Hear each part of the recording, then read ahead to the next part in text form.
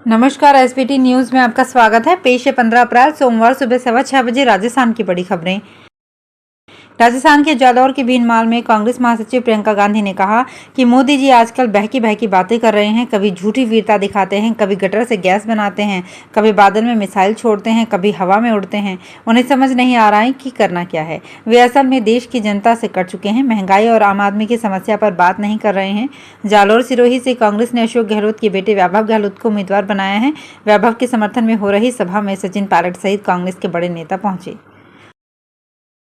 राजस्थान की 25 लोकसभा सीटों में से 12 सीटों पर वोटिंग 19 अप्रैल को होगी। इसके लिए प्रत्याशियों ने चुनाव प्रचार भी तेज कर दिए हैं। ज्यादा से ज्यादा लोगों के बीच पहुंचकर वोटिंग की अपील कर रहे हैं। इस दौरान पार्टी के स्टार प्रचारक भी राजस्थान में सभा और रैलियां करने पहुंच रहे हैं। इस चुनाव प्रचार में प्रत्याशियों ने अब तक लाखों रुपए खर्च कर दिए। इसका लेखा जोखा हाल ही में प्रत्याशियों ने चुनाव आयोग को दिया है। इसमें सबसे बड़ा खर्च प्रधानमंत्री नरेंद्र मोदी की सभा और रैलियों पर हुआ। आयोग के समक्ष प्रत्याशियों की ओर से पेश किए गए खर्चे की डिटेल के अनुसार प्रधानमंत्री नरेंद्र मोदी के 2 सभा और रोड शो पर ही 76 लाख रुपए से ज्यादा खर्च हो गए। ये सभाएं पिछले दिनों कोटपुतली और चूरू में हुई थी। 5 अप्रैल को चूरू में प्रधानमंत्री मोदी के रोड शो और जनसभा पर कुल 45,33,000 रुपए खर्च हुआ। इसका खर्चा सीकर, चूरू और झुंझुनू सीट के उम्मीदवारों में बांटा गया। ये सभा रोड शो ये इन तीनों सीटों को साधने के लिए की गई थी।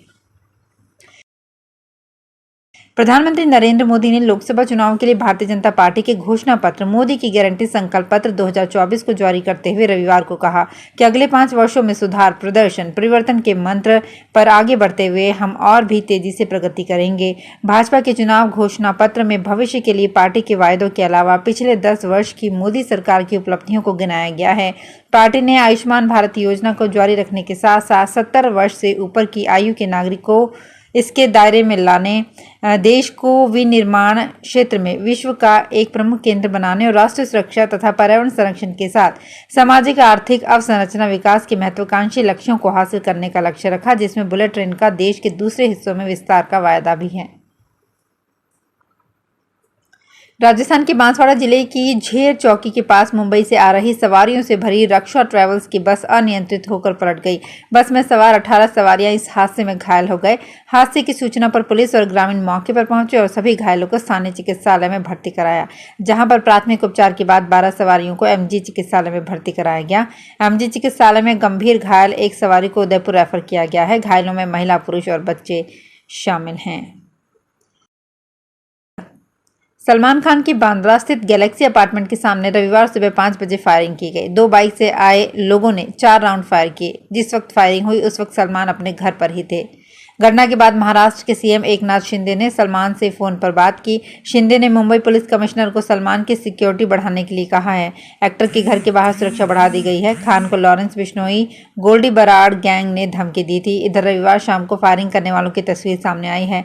पुलिस का कहना है कि दोनों आरोपी राज्य के बाहर के हो सकते हैं। सलमान के घर के बाहर जितने भी सीसीटीवी कैमरे लगे थे उनकी डीवीआर को पुलिस ने जब्त कर लिया है। ईरान की सेना ने शनिवार देर रात 3 बजे इजराइल पर करीब 300 ड्रोन और मिसाइल से अटैक किया। इजरायली सेना ने इस हमले की जानकारी दी। अमेरिकी सेना ने कुछ ड्रोन मार गिराए। वहीं इजराइल के आयरन डोम ने ईरान की तरफ से दागी गई मिसाइलों को रोका। मीडिया रिपोर्ट्स के अनुसार इजराइल के नेवातिम एयरफोर्स बेस को कुछ नुकसान पहुंचा है। हमले की वजह से मची भगदड़ में 12 लोग घायल हो गए। इजरायली चैनल 12 ने बताया कि ईरान ने ड्रोन हमला किया है। कुछ ड्रोन्स को सीरिया और जॉर्डन में भी मार गिराया गया है। मीडिया रिपोर्ट्स के मुताबिक ईरान ने इजराइल पर इस हमले को ऑपरेशन ट्रू प्रॉमिस नाम दिया। राजस्थान के मौसम का हाल एक बार फिर बिगड़ चुका है। इसी के चलते आसमान में बादल छाए हुए हैं। राज्य में पश्चिमी विक्षोभ के प्रभाव के चलते आज भी कई जिलों में आंधी तूफान और बारिश का दौर जारी रहने वाला है। मौसम विभाग के अनुसार रविवार को भी पश्चिमी विक्षोभ का असर रहा। ऐसे में मौसम विभाग ने 23 जिलों में आंधी बारिश का येलो अलर्ट जारी किया है।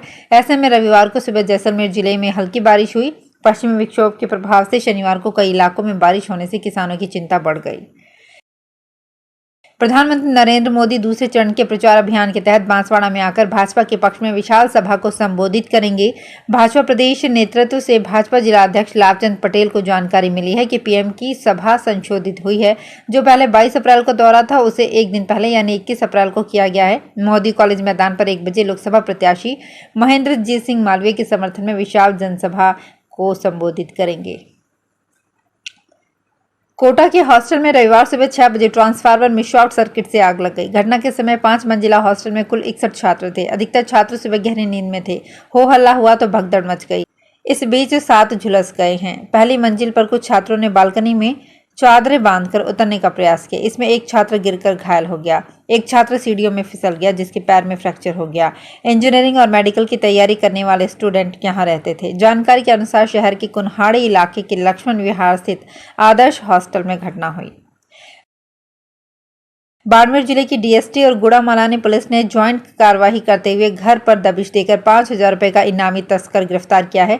आरोपी के घर में लकड़ी के बने पलंग में से 15 किलो 782 ग्राम अवैध अफीम का दूध, एक पिस्टल, 2 मैगजीन और 4 कारतूस बरामद किए गए हैं, जिसकी अनुमानित कीमत 80 लाख रुपए आंकी गई है।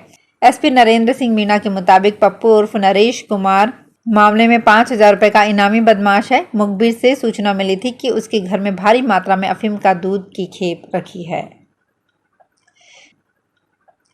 नागौर में आगामी 17 अप्रैल को रामनवमी के अवसर पर भव्य शोभा यात्रा निकालने की तैयारी की जा रही है। भारत विकास परिषद के सौजन्य से श्री रामनवमी महोत्सव समिति के तत्वाधान में कार्यक्रम का आयोजन होगा। 4 घंटे तक चलने वाले इस आयोजन को सफल बनाने के लिए युद्ध स्तर पर तैयारियां चल रही है। श्री रामनवमी महोत्सव आयोजन समिति के पदाधिकारियों ने रविवार को प्रेस कॉन्फ्रेंस में रूपरेखा पर विस्तार से चर्चा दी। समिति के अध्यक्ष सूरजमल भाटी ने बताया कि शोभा यात्रा बुधवार शाम 3 बजे नागौर की खत्रीपुरा स्कूल मैदान से शुरू होगी। अलवर में भीमराव अंबेडकर की जयंती पर रविवार को बाइक, कार, ट्रैक्टर व पैदल रैलियां निकाली गई। ये रैली 2 से 3 किलोमीटर लंबी थी। अलग अलग रैली लेकर आने वालों के कारण अलवर शहर करीब 6 घंटे तक जाम रहा। खासकर अंबेडकर सर्किल से हनुमान चौराहा, जेल चौराहे से अंबेडकर सर्किल, नंगली सर्किल से अंबेडकर सर्किल के बीच का हिस्सा जाम रहा। डूंगरपुर के 84 थाना पुलिस और एफएसटी टीम ने मिलकर रविवार को एक कार से 2,80,000 रुपए कैश बरामद किए हैं। ड्राइवर के पास कैश ले जाने के कोई डॉक्यूमेंट नहीं मिले। फिलहाल पुलिस मामले की जांच कर रही है। 84 थानाधिकारी मोहम्मद रिजवान खान ने बताया कि लोकसभा चुनावों को लेकर नाकेबंदी कर गाड़ियों की जाँच की जा रही है। इसी के तहत थानाधिकारी मोहम्मद रिजवान के साथ एफएसटी के इंचार्ज मनोज रोत, कांस्टेबल विपेंद्र सिंह, ललित कुमार, महिला कांस्टेबल कामनी और माया की टीम ने झोथरी तिराहे पर नाकेबंदी की। गाड़ियों की चेकिंग के दौरान एक कार को रुकवाया और तलाशी ली तो कैश बरामद किया गया। लोकसभा चुनाव से पहले मेवाड़ में विपक्षी पार्टी के नेताओं का भाजपा ज्वाइन करने का सिलसिला जारी है।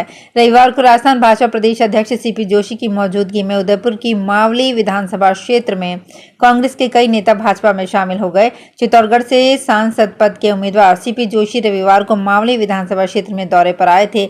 इस दौरान उन्होंने कांग्रेस के स्थानीय नेताओं को बीजेपी की सदस्यता ज्वाइन करवाई। इनमें मावली पंचायत समिति के पूर्व प्रधान जीत सिंह चुंडावत, पूर्व नेता प्रतिपक्ष शैलेश पालीवाल, साकरोदा बड़ियार से पंचायत समिति सदस्य पति उमाशंकर गुर्जर और खेमली के पूर्व सरपंच विगत सिंह अपने कार्यकर्ताओं के साथ भाजपा में शामिल हो गए।